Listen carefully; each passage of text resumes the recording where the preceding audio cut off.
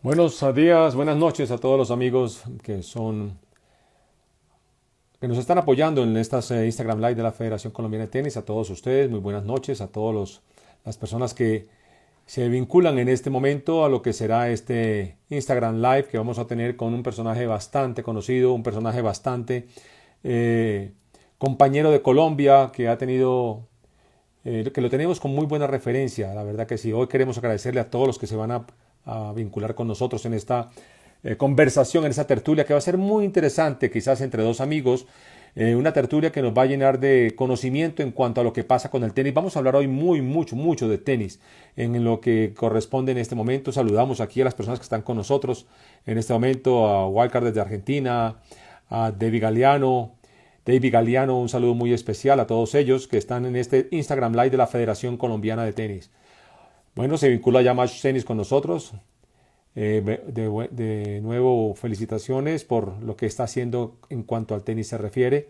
A los diferentes clubes deportivos que se están vinculando con nosotros en este momento, pues la verdad, un abrazo a todos ellos y muchas gracias. Vamos a ver si ya nuestro invitado se nos está vinculando. Correcto, parece que sí. Entonces, vamos a darle la bienvenida a esta persona que va a estar con nosotros en esta conversación que esta noche vamos a tener, como todos los miércoles a las 7 de la noche, tenemos una conversación muy especial. No se me está viendo la cara, ahora sí. Y quiero saludar. ¿Por qué se ríe, Javier, hombre? ¿Por qué se ríe? Porque siempre es un placer verte, querido Jan. Oiga, Javier, primero que todo, tengo que decirte, Javier, este es un Instagram de la Federación Colombiana de Tenis. Me ha pedido el Exacto. favor de que lo manejemos, de que conduzcamos este Instagram y siempre tenemos una persona que nos aporta algo a la gente que está vinculada con la Federación Colombiana de Tenis, entrenadores, los niños jóvenes, los profesores, los dirigentes de tenis, todo ese tipo de personas que son el mundo del tenis, porque a veces pensamos que el mundo del tenis solamente son los jugadores y eso no es así. Exacto. Entonces hay muchas aristas y muchos elementos y muchos personajes que forman parte de este gran circo, de esta gran carpa que es el tenis, a la cual tú y yo pues obviamente pertenecemos y que gracias a ese deporte tan maravilloso pues nos hemos conocido. Primero que todo, déjame presentarte pues como se merece. Quiero presentar hoy a esta persona que está con nosotros. Soy un gran amigo primero que todo. Lo conozco hace mucho tiempo, pero es una persona que hemos visto hace 20 años en nuestras pantallas de televisión, porque en mi concepto y en el de muchos es el mejor comentarista deportivo de tenis de todo Sudamérica, quizás del habla en español, podría decirlo. Así se me enojen los españoles en ese sentido. Lo has hecho demasiado bien, esa persona que por esa razón ha penetrado en todos los hogares de Colombia, pero mucha gente no conoce realmente, o bueno, ya se ha ido conociendo bastante lo que es la vida de este personaje que está con nosotros hoy, Javier Frana. Javier, gracias por estar con nosotros en este Instagram de la Federación Colombiana de Tenis y gracias, amigo, por estar conmigo acá. No, un placer enorme. Gracias a la federación, a sus directivos por darme o por tenerme en cuenta y como te dije antes, lo dijimos en broma, pero es serio, la verdad que es un placer estar siempre en contacto con vos y por otro lado también con la gente de Colombia con quien durante muchísimos años ha estado acompañando mucho las transmisiones y siguiendo también a sus jugadores que arrancaban cuando hacías mención de los años, uno decía, allá por Fabiola Zuluaga, pasando, ¿no? Después por Santi, por Cata, por Santi y todos los chicos, y después los números uno del mundo, que no hace falta ni decir quiénes son. Así que ha sido una historia muy linda también. Javier, normalmente, como tú lo conoces, como tú lo sabes bastante bien, normalmente uno libretea y uno estudia el personaje y uno analiza las preguntas que le va a hacer y desarrolla todo un cuestionario y tiene ahí algunas inquietudes y más o menos un hilo conductor por el cual va a tener la conversación. Pero contigo eso va a ser imposible, Javier, mantener ese tema. Va a ser imposible Mejor porque, así. sí, porque en últimas lo que más nos interesa, y creo que los que todos están en este momentico, las personas que se empiezan a conectar con nosotros, les interesa es que hablemos de tenis, que hablemos un poquito de lo que Tal les cual. interesa, más que de pronto la vida tuya tenística, a pesar de que es una vida que puede tener algunos momentos importantes para algunas personas, pero de No pronto para mí. ya, la has vivido y la has vivido muy bien. La has vivido muy bien. Sí, sí. Hay Ya está momentos, vivida, ya está guardada y archivada.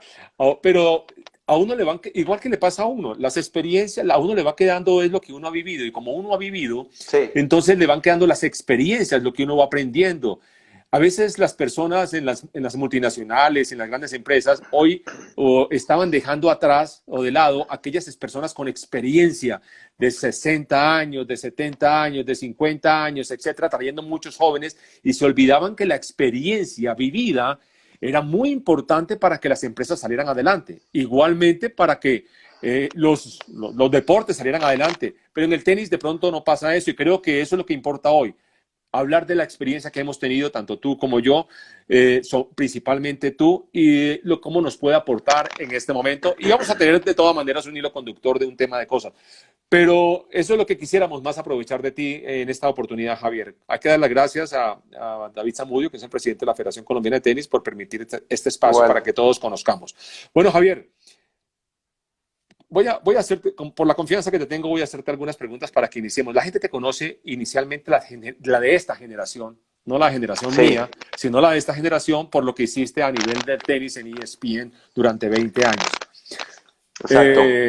Fue el tenis es el segundo deporte de más exposición mediática en el mundo. Eso es absolutamente conocido. Y hay partidos de tenis todas las semanas, hay torneos de tenis todas las semanas y tú estabas en las pantallas nuestras casi todas las semanas. ¿Sentías mucha responsabilidad por eso? Sí, sí, sentí una gran responsabilidad. Tenés una ventaja, que en muchos casos no tenés una cámara, entonces llega un momento en la que estás con tu compañero en una cabina, a veces en el estadio, y entonces el hecho de no tener una cámara y no tener que estar viendo si se te ve, si se te corrió, si tenés que mirar para un lado, mirar para otro, podés tener cierta informalidad, que eso te ayuda a estar como más tranquilo, a no estar todo el tiempo, ¿no?, tratando de estar bien y de aparentar bien, sino que estás más concentrado y de la manera en que más te gusta estar sentado o mirando el partido, en ese sentido te da esa tranquilidad. A mí me pasó las veces que tenés que hablar en público y que alguna gente se sorprende y te dice, dale, que vas a estar nervioso. Es que yo no suelo Claro. hablarle a 300 personas, a 1500 personas, o entrar a un estadio cuando a veces, viste que a veces nos toca hacer entrevistas en la cancha. Bueno, a mí las pocas veces que me tocó hacerlas, no me era fácil porque no estaba acostumbrado, no estoy acostumbrado a mirar a tanta gente a la vez. Sí, haber jugado, pero haber estar ahí haciendo una entrevista, no. Bueno, ¿qué era más difícil? ¿Hacer un partido de una final de Roger Federer y Djokovic o jugar uno la final de un ATP? No, a ver, son dos situaciones totalmente distintas, pero te diría, tal vez más comparativo con la situación, eh, es más difícil ser entrenador que ser comentarista de tenis. ¿Y por qué? ¿Por qué? Porque, eh, porque en uno estás viendo, podés decirlo cuando a vos te parezca, cuando estés seguro de decir algo. El partido se ve, tenés una gran ventaja, yo no te lo tengo que estar contando como en radio, o sea, todo el mundo lo está viendo y quien ve tenis más o menos tiene una idea de lo que puede llegar a estar pasando, por lo tanto, si yo no estoy seguro de decir algo o de algo que pueda ser cierto, mejor no tengo la opción, y es siempre acertado, quedarse callado. Y segundo, porque es mucho más fácil detectar un error, marcar una virtud, que trabajar el error de un jugador en la que tenés que estar a veces lidiando con la imposibilidad a un cambio. Viste que a veces nos sentamos Sí. a ver y decís, yo no puedo creer que este tipo pegue el drive así, o no puedo creer que se tire tan mal la pelota para sacar. Y uno automáticamente le cae como el entrenador, y si yo no puedo creer el entrenador que todavía no se lo corrigió. Hay cambios o correcciones que parecen obvias y son obvias, pero no son fáciles de hacer. Y eso depende mucho del jugador o de la jugadora.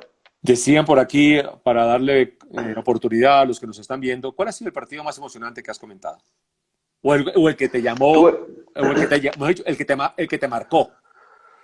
Bueno, tuve varios porque se iban superando ya, viste lo que fueron los partidos, los duelos iniciales con Federer y Nadal, y uno terminaba tal vez una final de, no sé, del US Open o de lo que fuere, una semis, y decís, qué partido, inigualable, no va a haber otro igual, y a las 2, 3, 4 semanas Hay o uno a los mejor. meses Hay te uno mejor. clavaban otro mejor, y decís, yo no puedo creer lo que fue este, y ya dejabas atrás el anterior.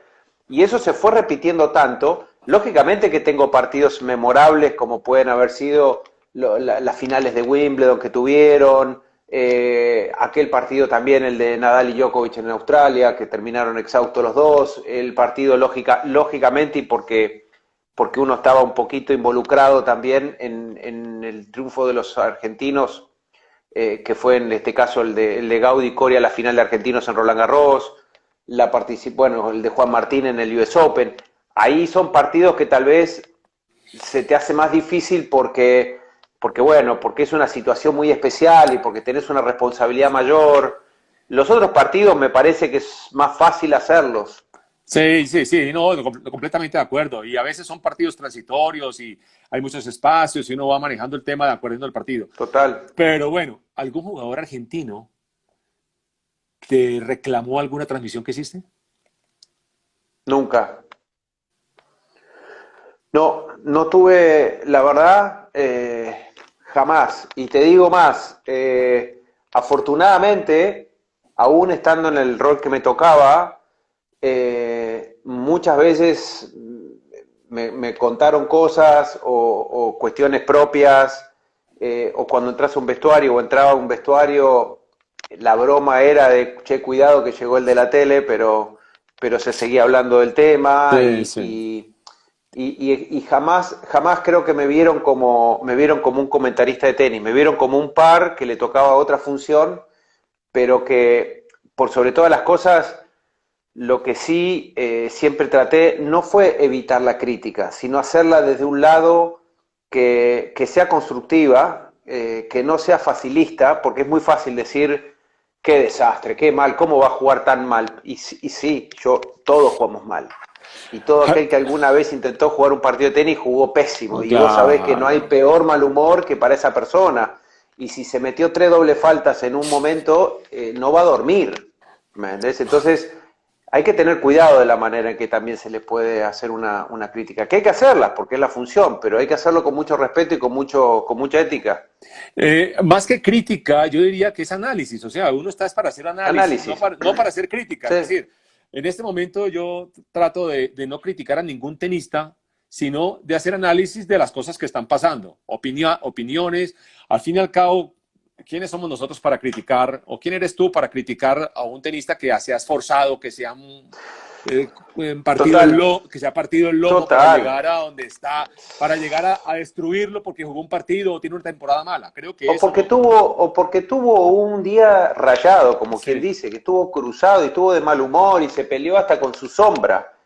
¿Quién un día que pisó una oficina, una cancha, un consultorio, su lugar de trabajo, no entró cruzado y después dijo, ¿sabes qué? Me la agarré con 3 tipos que no tenían nada que ver? Y ese tipo tal vez le tocó eso y capaz que el tema es cuando uno despersonaliza al jugador y uno cree que el jugador está siempre y tiene que estar siempre en las mejores condiciones, 100% mentalizado, y a veces te pasa, tenés una discusión telefónica, pasó algo en tu casa, estás preocupado por alguna situación, Así es. extrañás, tenés ganas de volverte, estás recontra, perdón por la palabra, pero repodrido de jugar, ya no aguantás más la gira, estás harto de los hoteles y tenés que ir a competir y todavía te falta, y bueno, hay días que uno. No está. Por eso uno admira otros comportamientos, como el caso de Nadal puntualmente, digamos, o jugadores que tienen una línea de conducta que no te das cuenta que tal vez no tienen ninguna gana de jugar y que están en un mal día, digamos, en cuanto al humor. Bueno, Javier, hablaste ahora de que era más difícil ser entrenador que ser comentarista. Tú tuviste varios entrenadores y uno de pronto que conocí bastante bien, que fue el Chino Gerosi. ¿Te enseñaron Sí. mucho? ¿A cuántos entrenadores tuviste tú? Yo te podría decir, bueno, el chino fue el que más tiempo estuvo conmigo, que fue desde chiquito y me acompañó bastante, te diría que casi toda la carrera, tuvimos algunos impases, pero nunca distanciados muy del todo. Después tuve otro entrenador que fue Ricardo Cano, un Sí, ex tenista argentino muy conocido, muy exitoso, de la época de Guillermo Vilas, que jugó, es uno de los jugadores que más partido de Copa Davis tiene, estuvo muy bien. Y te diría que cada uno de ellos dos me dieron cosas muy distintas, ¿no? Y después también me ayudó algunas semanas Ricardo Ascioli, que es ah, sí. brasilero, eh, que estaba con Meligeni en ese momento, estuvo con Nico Pereira también, y con él ya te diría que más tirando al final de mi carrera, ya estaba un poquito más con él, pero tal vez con la necesidad de estar como más solo, ¿no? Bueno, ¿a partir de cuándo un jugador tiene necesidad de tener un coach que quiere ser profesional? Yo creo que siempre necesitas tener a alguien que te llame entrenador, llamale coach desde temprano, porque Temprano es cuánto, ¿qué edad? yo creo que nadie, es un deporte tan difícil, Jan, que no se puede aprender si no tenés a alguien que te esté enseñando constantemente, porque todos los días tenés algo para, o sea, si no, te imaginás que llegaría un punto, Djokovic y todos los buenos y los mejores, que no lo llevan porque les sobra el dinero, lo llevan porque son necesarios. De hecho, viste que Djokovic no quería el tema del US Open, se estaba quejando porque Sí. podía llevar a uno solo. Y él decía, no, yo necesito a varios, entre preparador físico, entre kinesiólogo, psicólogo, todo lo que sea la estructura. Porque para competir se acostumbró a todo eso. Pero yendo a la pregunta, para mí creo que es necesario siempre. Después verás, ¿me estás escuchando bien? Sí, sí, yo te estoy escuchando perfecto. ¿Tú a mí? Ok, sí, ¿Tú a mí? eh, sí, sí, yo también. Eh, yo creo que es necesario siempre, Jan, para hacerlo más simple. Bueno, Después, entonces, un- a ver, si es necesario siempre, Javier, cuando un jugador de infantil o juvenil quiere irse al profesional, va a necesitar cambiar de coach, un coach que tenga la experiencia de meter a alguien dentro del circuito profesional, primero con metas entre los 200 y después cambiar a alguien se pueda meter entre los 50 del mundo. ¿El mismo coach de juvenil puede servirte como profesional?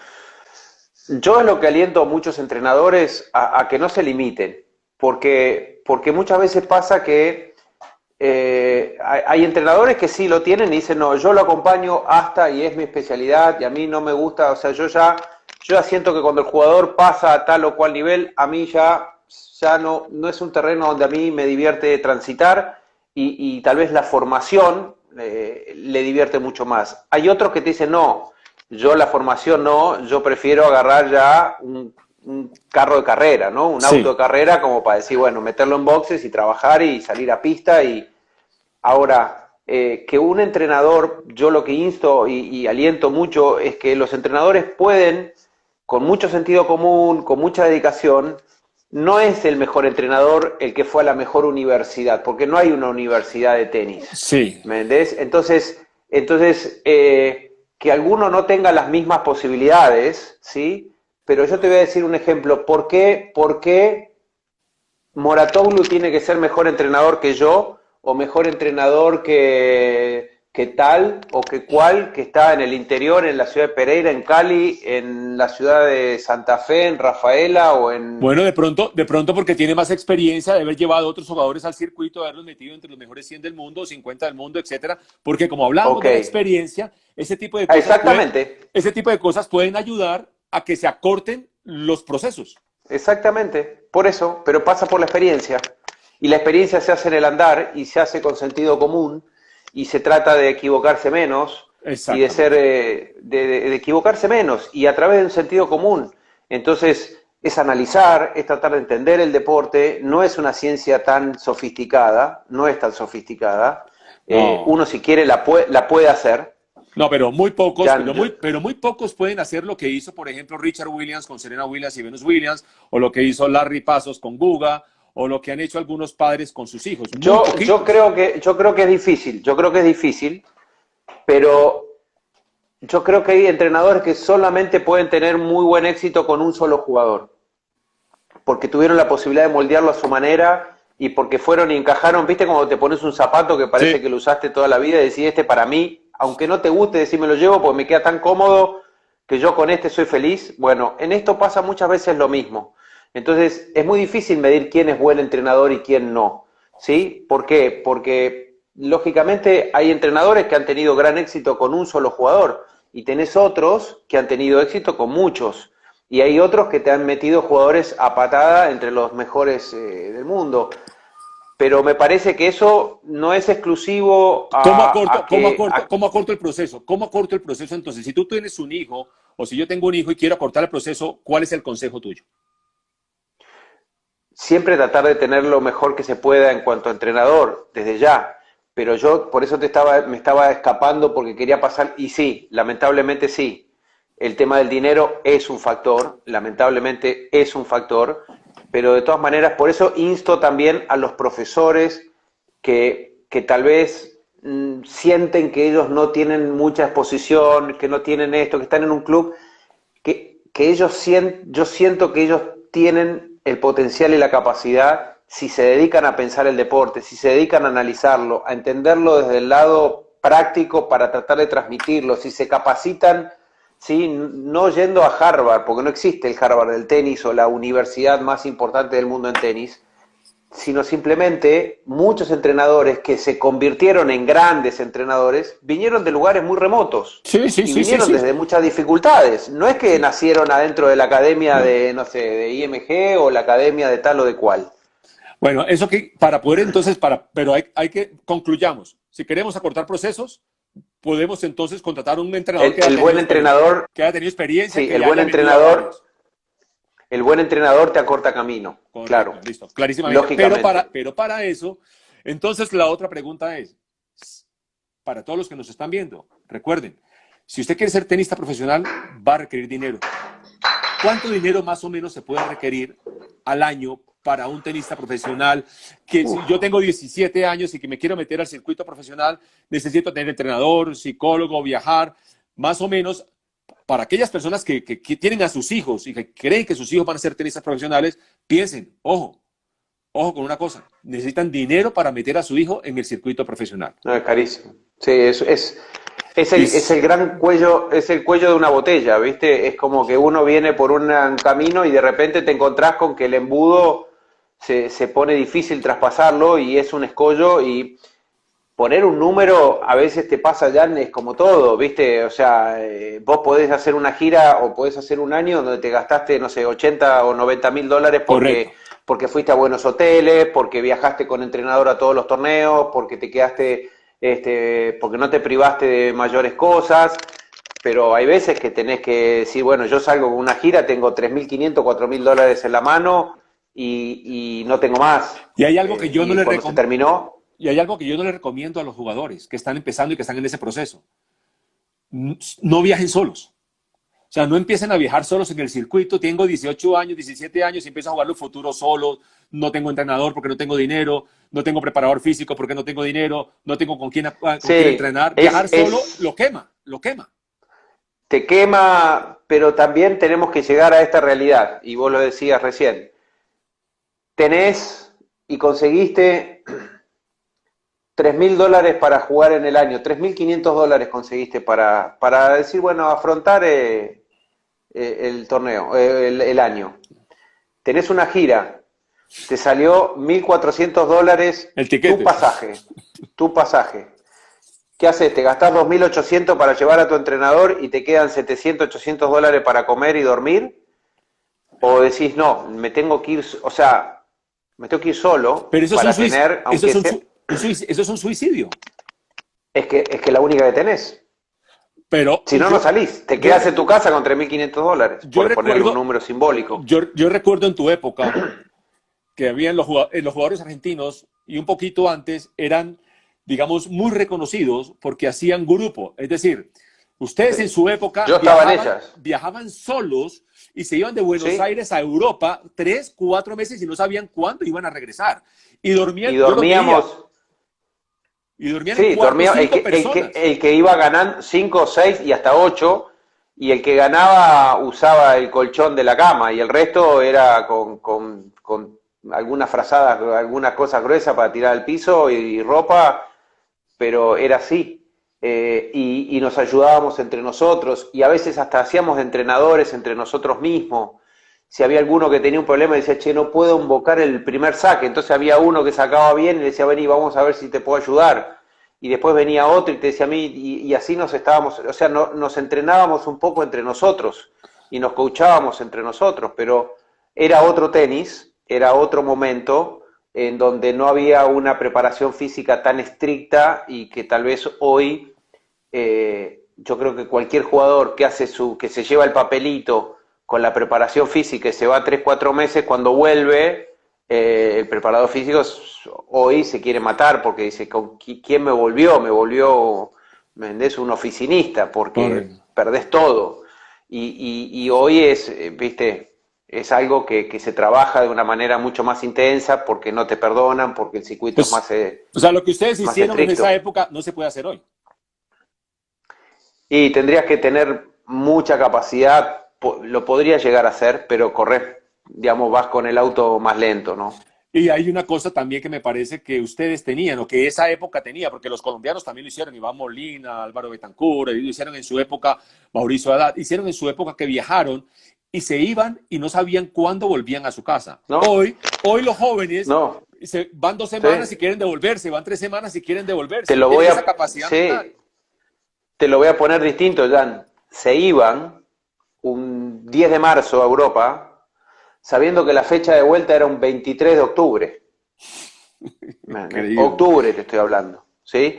Y eventualmente, si la cosa iba muy bien, tal vez se podía llegar a comprar en el medio un pasaje de vuelta como para venir a respirar y a que, viste, a que te vea tu... Por eso, y por estas cosas que estamos hablando, es que hay muchos tenistas de nuestras regiones, en general, que confunden la inteligencia con la viveza, Por ejemplo, ¿sí? Por ejemplo, cuando vos tenés que sobrevivir, ¿sí? Necesitas ser inteligente, pero también necesitas ser vivo, ¿sí? Y hay muchos chicos que confunden la viveza con la inteligencia y son dos cosas totalmente distintas. ¿Me entendés? La viveza está en sacar ventajita, en ver de qué manera yo al distraído le saco un paso, y el inteligente es el que hace las cosas bien, que planifica bien, que trabaja a conciencia, ¿me entendés? Que piensa, que no está pensando en cómo te hace, a ver, te lo llevo a un terreno mucho más de campito, ¿no? De baldío de fútbol. No está en hacerte sacar la amarilla y hacerte calentar para que te pongan amarilla y para que te echen del partido. Está pensando por dónde te puede entrar, por qué lado marcas mal, por qué lado marcas bien. Y el otro está el jodiéndote, insultándote, sí. diciéndote y te está hablando y te está jodiendo todo el día. Y esa inteligencia, ¿qué tan inteligente tiene que ser un jugador? Yo recuerdo algunos jugadores profesionales, no voy a decir los nombres, que me dijeron cuando tenían ya más o menos 28 o 27 años, apenas ahora estoy aprendiendo a jugar al tenis. ¿Sí? ¿Por qué Yo razón? soy uno de ellos. ¿Por qué razón? Porque antes lo que hacían era pasar la bola, Te pegarle a la dije que eso bola. no lo cuentes, ya. Te dije no lo digas. No, pero hay temas que es así. Sí, muy. O sea, la estrategia, la táctica, yo creería que el entrenador que se requiere cuando está más maduro, el jugador de a los 20 años en adelante, es aquel que te enseña a jugar, que te enseña a saber cómo jugar el tercer, ir 3 puntos más adelante, no el que pegaste ahora, sino 3 puntos más adelante, qué estrategia vas a jugar, tu línea de juego. Creo que eso es eso es aprender a jugar al tenis, saber tener un patrón de juego. Pero muchos de los que nosotros conocemos hoy no tienen patrón de juego. No. Y es algo que los entrenadores tenemos que hacer un mea culpa, ¿no? Uno te pasa muchas veces que vos das por sentado que tal o cual jugador ya por el nivel que tiene que entender absolutamente todo, decir, bueno, ya la debe tener muy clara en muchos aspectos, y después te das cuenta que no es tan así, que no tiene una real claridad de lo que es. Por lo tanto, la función de un entrenador, a mi gusto, tiene que ver con enseñarle, y no hay que confundirse, que una cosa es hay jugadores que le pegan lindo a la pelota y que juegan lindo y hay otros que juegan bien, pero el que juega lindo no siempre juega bien, porque ese tipo, pobre, ese jugador, que tal vez tiene mucha capacidad, que tiene muchas virtudes técnicas, estratégicamente no sabe a dónde tirarla. Correcto. Entonces, como entrenador tenés la función, primero de ayudarlo a encontrar su identidad, decir, bueno, a ver, de qué manera Jan Fontalvo, a ver, de qué manera él se va a sentir hecho realmente un tipo sólido, firme, seguro, ganador adentro de la cancha, y que tu entrenador te dé esa forma. Segundo, que te dé también la posibilidad de que tu abundancia no te haga pobre, porque hay muchos jugadores que tienen tantos golpes, pero son muy pobres estratégicamente, y entonces desperdician más. Y por otro lado, eso se demuestra con un montón de jugadores que están muy arriba en el ranking, o que han estado muy arriba, pero que no tienen grandes virtudes técnicas. Sí. Entonces, entender el dónde, por dónde, para qué está pasando. Yo te Sí, te digo, yo te escucho. digo, yo te digo un número uno del mundo que para mí me parecía rarísimo que fuera número del mundo, Jim Courier.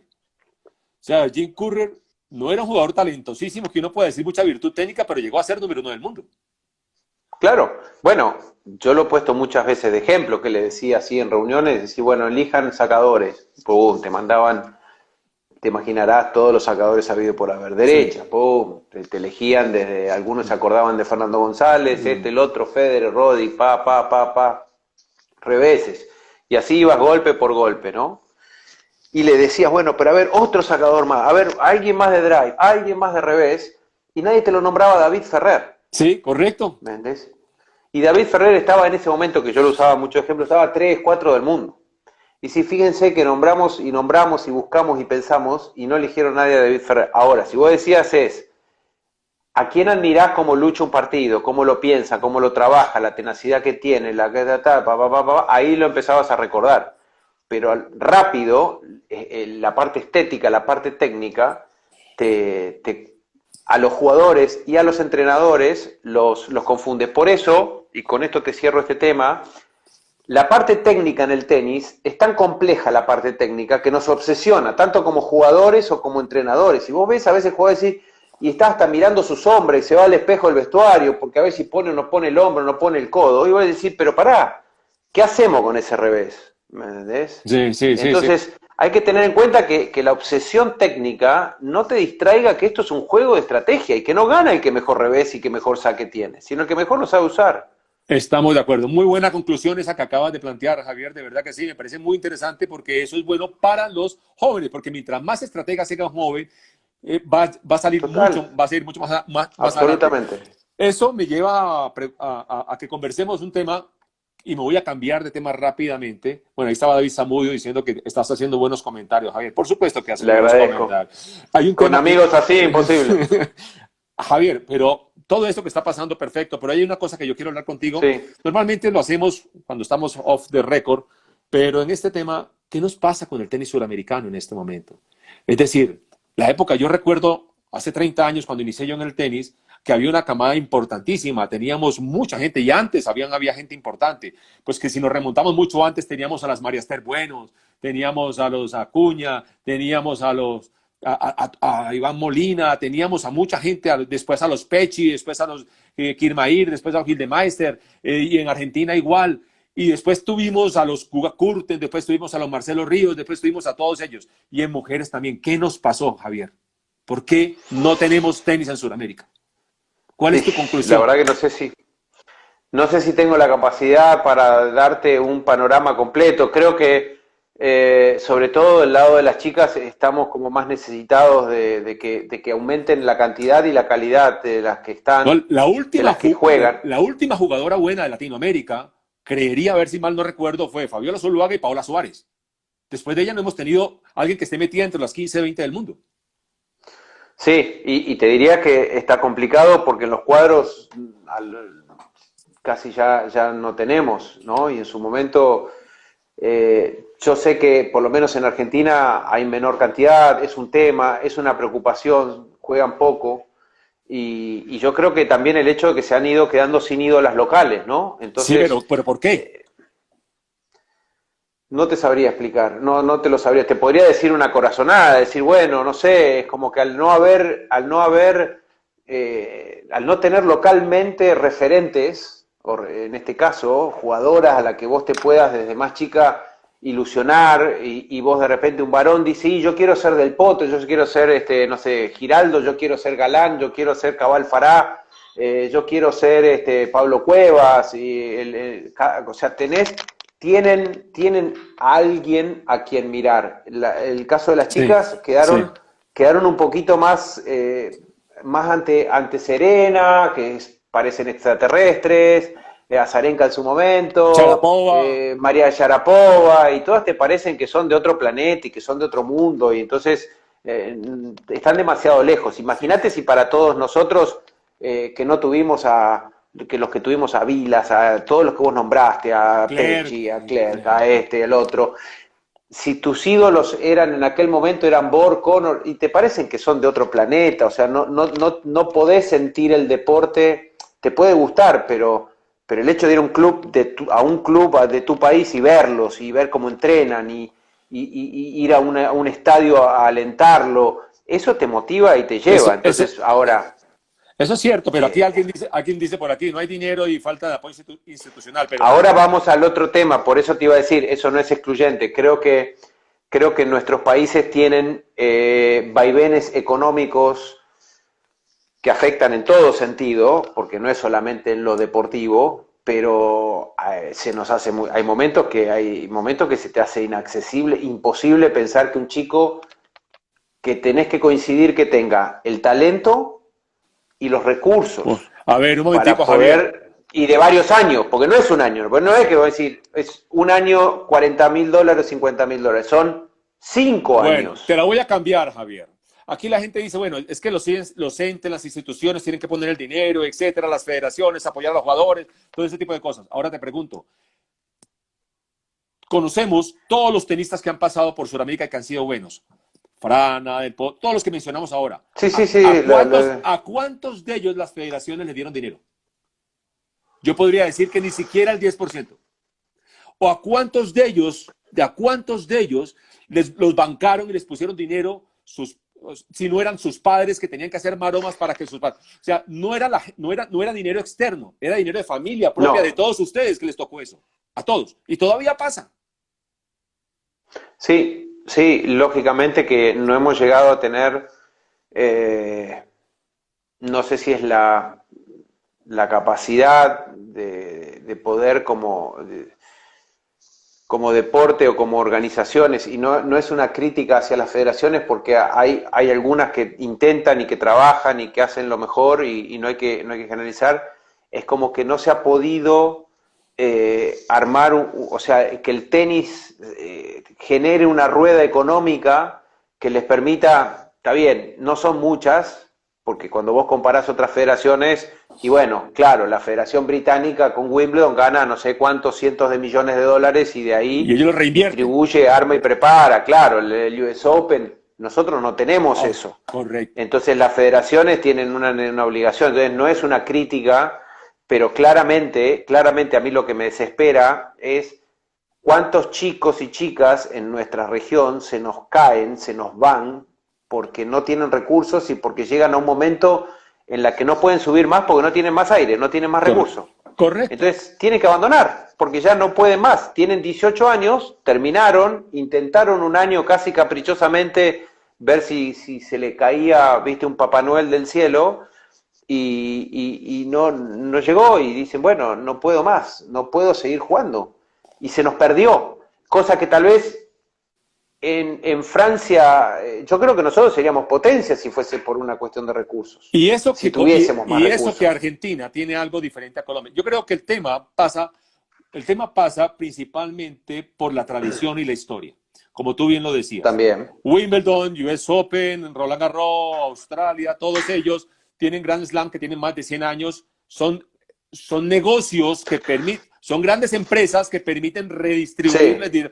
Pero aún a pesar sí. de eso, empresas como la británica, o sea, la Federación Británica tuvo mucho Bueno, tiempo sin tener a nadie entre los 100 del mundo. a eso te iba a querer decir. ¿Te imaginás los recursos? Hagamos una única región, Sudamérica. ¿sí? Correcto. Es más, unifiquémosla. Con los recursos que tuvo, COSAT. con los recursos que tuvo Inglaterra en el presupuesto anual para el desarrollo y para los profesionales, grueso le salió uno solo. Y si sacás a Evans y a Edmund, los más recientes que están acompañando y que tienen una muy buena carrera, pero si vos te remontás a Posting Henman, Sí. Nada. tenían a Andy Murray solo, y vos decís, o sea, semejante federación, y era cuestionable. Y el US Open, y, digamos, la Federación de los Estados Unidos, después de Roddick, Tampoco. lo propio, lo Sí. propio. Lo que Fitz pasa es que, e bueno, Isner y son nomás. tantos, Sí. claro, pero si vos decís esperá, danos ese presupuesto 4, 5, 6 años o 10 años, y después vamos a ver quién saca más. Correcto, O sea, correcto. yo le tengo fe a nuestros entrenadores y a nuestros profesores, ¿me entendés? No, estoy El completamente de problema es acuerdo. que, el problema es que, a ver, como me pasó a mí, Jan, le pasó a muchísimos que fueron a jugar en cemento por primera vez, una vez que ya eran profesionales, ¿me entendés? Porque la cancha de cemento que había donde uno podía entrenar era un desastre. A ver, y te lo llevo a la realidad. Pela, Schwarman y compañía y un par más tuvieron que hasta arreglar una cancha en un club y hacer un acuerdo y decir, mira, te vamos a repintar esta cancha para poder usarla porque la infraestructura es muy pobre la que tenemos. Hay que Insisto, entender. no es de Sí, la crítica, sí, sino es correcto. es de la realidad que nos toca vivir. No, no, estoy completamente de acuerdo contigo en eso. Y eso es para que entiendan los padres que los que se meten en este ejercicio, porque es muy difícil sacar un hijo adelante y siempre estamos pretendiendo que sean los otros, o patrocinadores, o federaciones, o las marcas. Y recordemos, las empresas, las marcas no van a patrocinar a ningún joven, a ningún niño, No, porque necesitan los directores de mercadeo resultados inmediatos en cuanto a la transaccionalidad de sus ventas de su producto. Entonces es muy difícil, es muy difícil. sí. Son pocos los patrocinadores, son pocas las empresas como ING, Octagon, que tratan de dar algún tipo de dinero para esto, pero son muy Pero no se lo poquitos. van a dar a alguien, pero ya no se lo van a dar a un chico que en juveniles, cuando va al US Open o va en el ranking, está 40, 50 en el ranking de junior. Se lo dan a los primeros. Y ese que vino 40, 50, necesitó de 6, 7 años y después se terminó convirtiendo, Méndez, en un Guillermo Cañas, se terminó convirtiendo en un Gastón Gaudio, pero a esa edad no lo vio nadie. Y otro punto más que me parece muy, pero muy entretenido y delicado, por cierto, y que hacías recién mención con las familias, es que hay que entender que el tenis se pierde más de lo que se gana en general, ¿sí? Entonces, cuando uno analiza muchas carreras de muchos jugadores, que la otra vez en el podcast, mira, acá tengo el micrófono de paso, Sí, estamos sí. hoy, A propósito, de paso, hoy, atención Colombia, a ver, porque estuvimos con Robert y con Sebas haciendo un ¿cuándo podcast, sale así ese que va a podcast? salir en media. Subidos a la red, ¿cuándo Y sale el eso? fin de semana, fin de semana. Ok, muy bueno, por Pero cierto, bueno, excelente. Sigamos. gracias, sí, subidos a la red. Hablábamos que Habla de la hay muchos familia. jugadores, sí, que tienen que entender que en el tenis se pierde más de lo que se gana y que hay que estar preparados para sostener en un principio una criatura, a un niño, una niña, después a un adolescente, que probablemente pierda mucho más de lo que gane. Seguramente, cuando vos analizás carreras de muchísimos jugadores que quisiese que tu hijo que se quiere dedicar al tenis diga yo firmo tener la carrera de Leo Mayer, firmo la carrera de tal, firmo la carrera... Bueno, perdieron más de lo que ganaron, Sí. ¿me entendés? Mira, y la gente no Perdieron sabe, más... y la gente no sabe una cosa, Javier. Bueno, Te a voy a raíz decir. de esto...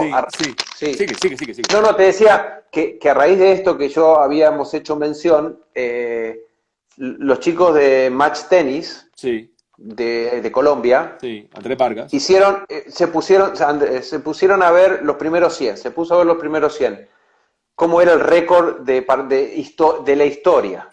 ¿Sí? Sí, 48 tenían récord negativo, de sí. los 100 primeros estamos hablando. 2 tenían récord igualado y 50 tenían récord positivo. ¿Sí? Pero vos ves tipos que ganaron 4, 5, 6 torneos que vos decís, no, fue buenísimo. Capaz que ganó 6 partidos más de lo que perdió en toda su carrera. Y eso te lleva a Entonces, un a tema. esos chicos, Sigue. sí, Sí. claro. Y eso te No, lleva. te decía que eso hay que preparar a la familia Claro. para sostener a ese chico, para sostener a esa chica. Mire, la gente no sabe muchas cosas con respecto a que cómo salieron toda esa camada de argentinos, por ejemplo. Muchos de los argentinos que no tenían dinero con qué bancar su carrera profesional, que era la mayoría, Javier, me equivoco, tú me dices si me equivoco, la mayoría no tenía el dinero para poder tener su carrera No, profesional, no tenía. ¿Qué hicieron? Empezaron a ser empresarios, organizaciones, y les prestaban el dinero para su carrera y les decían que se los devolvieran después. O sea, les prestaban el dinero claro. como un negocio y que cuando estuvieran 100 del mundo empezaran a devolver el dinero en la medida que ellos se los habían prestado. Entonces se ponían un estrés más en la cabeza a los jugadores. Yo Uf, recuerdo muchos jugadores que se retiraron para no pagar ese dinero, para no pagar ese dinero siendo muy buenos jugadores. Y así fue que salieron muchos tenistas argentinos. Muchos, muchos, sí. de los que están actualmente funcionando hoy, jugando hoy, les tocó, digamos que, malvenderse a un empresario que les diera el dinero para poder ellos hacer su carrera profesional. ¿Me equivoco, Javier? No, no te equivocas, es totalmente cierto y he sido testigo de jugadores que han ganado un torneo y tal vez su primer gran torneo y ganaron muchísimo, para el momento era una cifra que decís, bueno, tengo ya un año asegurado y te digo que les quedó para dos viajes a Europa, dos pasajes a Europa, porque tuvieron que devolver y achicaron deuda, ¿no? Y no se quedaba, ni siquiera podían cambiar ni el auto porque no les quedaba, no les quedaba, pero esas son cosas que lamentablemente nos Pasan. toca y que como sí, y como países tenemos que tratar de ver y ojalá uno podría decir hubiese más ayuda gubernamental. El tema es que también nuestros países tienen otras urgencias y uno no puede ser ajeno a eso. Entonces, a la hora de reclamar, decir sí, está buenísimo, pero también hay muchas otras Bueno, urgencias en el país voy a cambiar de que tema, nos Javier, condicionan. porque el tiempo no nos da. Tú sabes que esto es solamente muy poquito tiempo y tú me dijiste que el contrato decía 55 minutos, entonces que no podías hablar más de 55 minutos. Pero bueno, No me digas eso que sabes que no es así. eso no es cierto, ¿verdad? Contigo podemos hablar 3 horas, 4 horas, no hay ningún problema. Javier, tú eres hoy asesor del equipo Colsanitas de tenis. En algún momento, en algunas cosas, viniste a la Copa Davis, entre otras cosas, Colombia-Argentina, y se veía raro un argentino siendo asesor del equipo colombiano de Copa Davis, no, del equipo Colsanitas, De y Colsanita, sí. del equipo Colsanitas, Sí. y eh, jugábamos contra Argentina. Pero bueno, viste a nuestros jugadores. ¿Qué tenemos hoy en el equipo? Qué tenemos en Colombia hoy de tenis, Javier? ¿Cómo viste el tenis de Colombia en la actualidad? ¿Cómo ves a nuestros jugadores? Dime, ¿qué viste del equipo de Copa Davis de Colombia? ¿Qué cambios harías si tú fueras el... Bueno, no me lo vas a decir acá, pero dime qué sugerencias hiciste. ¿Qué sugerencias le hiciste a Galán, por ejemplo? ¿Qué sugerencias le hiciste a Santiago? ¿Qué sugerencias hiciste en ese equipo? ¿Y a qué vienes a Colsánito? No, no, está bien, perfecto. Yo fui a conocer más de cerca a los jugadores que están en el equipo Colsanitas.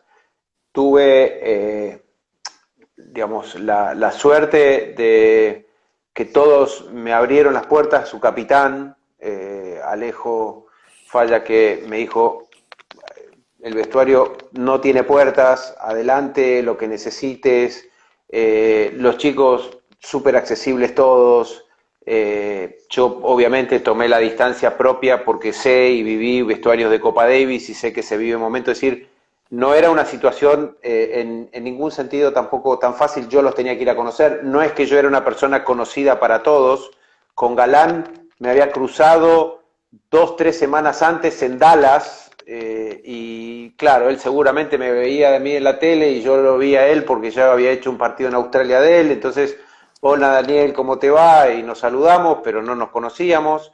Y lo mismo con Robert y Sebas, era hola, ¿qué tal? Y nos cruzábamos en un gran slam, en un pasillo, y bueno, suerte muchachos, y nos vemos. Y entonces, la verdad que en ese sentido súper agradecido. Pero ¿qué vi? Vi un grupo muy unido, vi un grupo que intenta aferrarse a las virtudes de cada uno y apostar ciegamente en las virtudes de cada uno. Creo que son conscientes de algunos casos las posibles o limitaciones que tienen, pero también me pareció que fueron muy inteligentes en poner el foco en cuáles son sus fortalezas y agarrarse cada uno de eso y estimularse en ese sentido. Un grupo que estuvo muy unido siempre, los vi siempre con un muy buen espíritu, más allá de las presiones y de los nervios, porque bueno, jugar contra Argentina era un desafío, pero también tenían, creo que la presión de la localía, el sentir que lo podían ganar, Bueno, eso te pero genera más presión. Javier, voy a comprometerte un poquito, porque pues me toca comprometerte, ¿qué hacemos? Por Eh, favor, no sabes lo bien que me escapo. yo sé que sí. No, si no hay nada no hay nada No, acá, no, las no, cartas están dadas vueltas no. ya. Por ejemplo, todos aquí en Colombia tenemos a un Daniel Galán que lo queremos ver de entre los 100 del mundo. ¿Qué le hace falta a Daniel?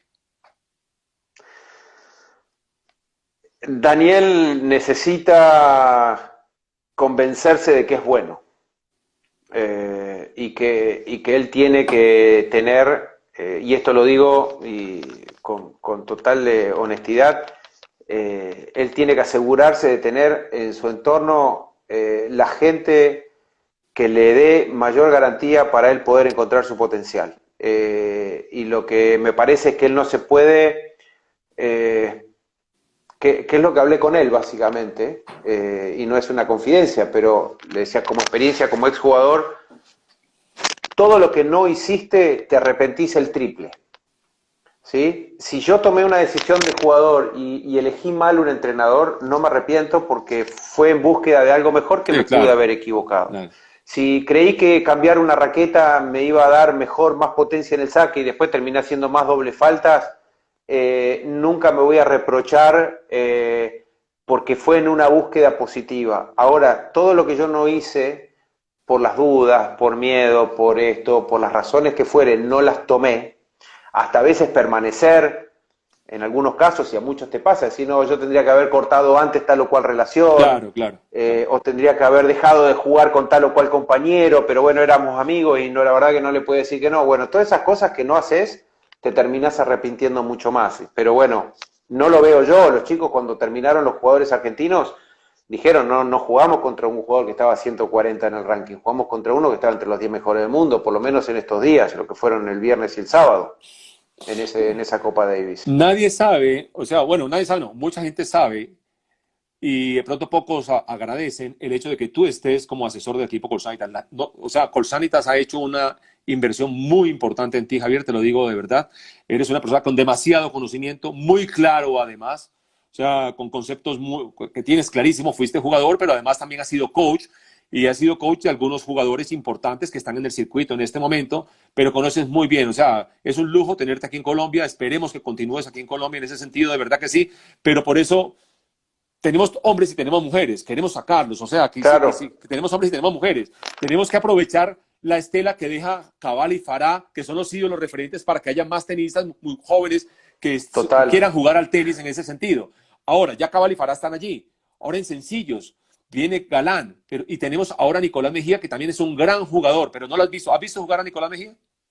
No lo pude ver a Nicolás, porque él estaba justamente en esa época, estaba en Estados Unidos, pero bueno, sí me puse en contacto, comunicarle a través de su agente bueno, que estaba ahí, pero que en algún momento, si esto, bueno, era la idea, era conocerlo en algún lugar o en algún torneo, y ¿Y me tocaba también ir a ver al WTA de la Copa Colsanitas para ver a las chicas, que también son muy buenas, cuál es pero cuál va a bueno, ser tu pues trabajo en Colsanitas?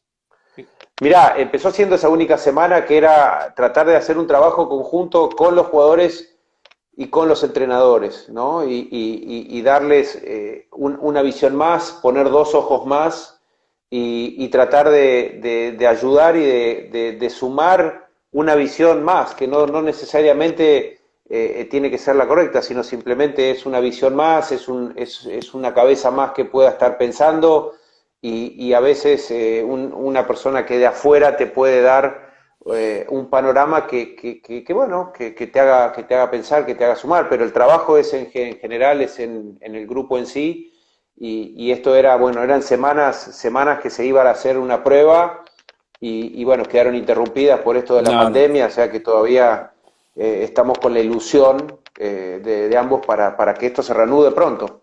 ¿Cómo ves a Emiliana Arango y a María Camila Osorio? Para mí juega muy bien. Emiliana la conozco y ¿te acordás cuando me invitaste al torneo el Sí. Challenger en Medellín?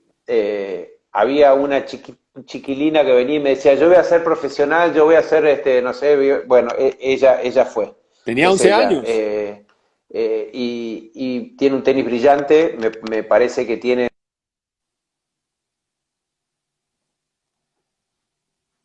Creo que te me fuiste. No te tengo. Oh, a ver.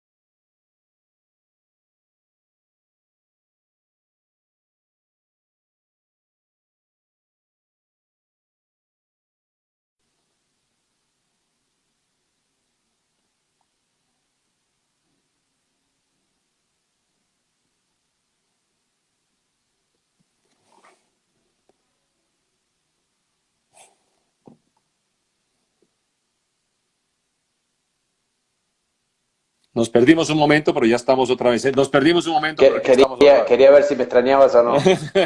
Oye, ya nos quedan 5 minuticos, 4 minuticos, pero bien el tema de Meiliana Arango y María Camila Osorio, un breve resumen entonces. No, te decía que me parece que tienen un enorme potencial, que, bueno, te ¿Las decía ves, las ves top 100? ¿Las ves top 100? sí, perfectamente. Sí, tienen características, tal vez juegan distintas, las tengo vistas, no las tengo, digamos, no le tengo una radiografía. Sí, a Emiliana la vi un par de veces en el torneo de WTA, la vi un poco más, pero también a María Camila la vi jugar el año pasado en la Pasado. WTA, sí.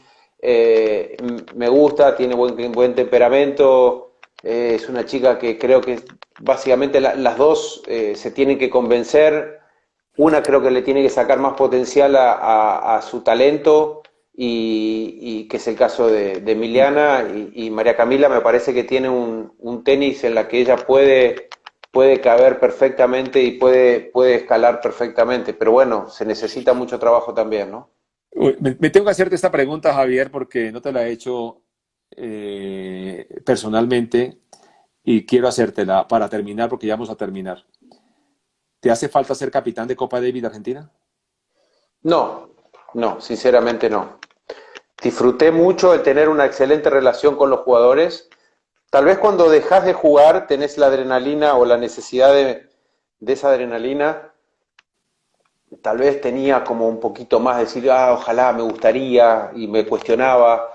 Hoy te digo la verdad, no, no lo siento, no lo necesito. Pero Eh, si te llaman, ¿irías? Mira,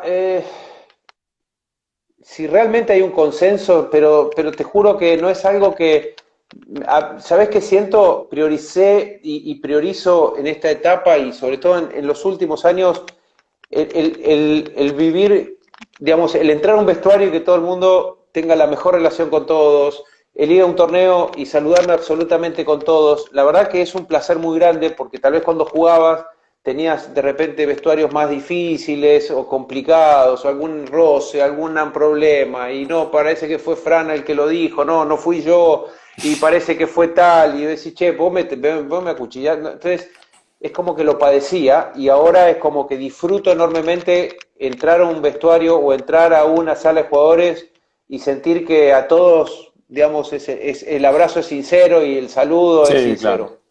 Javier, 1 hora, 1 minuto 30 nos quedan nada más en este momento. Quiero darte las gracias. O sea, nos quedan muchas cosas por contar, muchas. De pronto tendremos una segunda parte en algún momento para hablar de otros temas de esto, de tenis. O sea, estamos hablando de tenis. No vamos a hablar de la vida personal, sino vamos a hablar de tenis, de cosas que... Y como vas a estar en Colombia, vamos a tener más tiempo. Gracias, Javier, por estar con nosotros. De verdad que sí. Un Enorme. abrazo, de verdad que sí. Como siempre, gran amigo. Sabes que te estimo muchísimo y que en Colombia te estimamos mucho. Igualmente, un gran abrazo para vos, para tu familia, para la federación y para todos los chicos y para toda la gente en Colombia, que también se les extraña y espero verlos pronto nuevamente por allá. Así que un gran abrazo, Jan. Bueno, saludos y que pases bien y que trates de pasar bien esta pandemia. Chao. Ojalá pase rápido. Abrazo grande. Chao.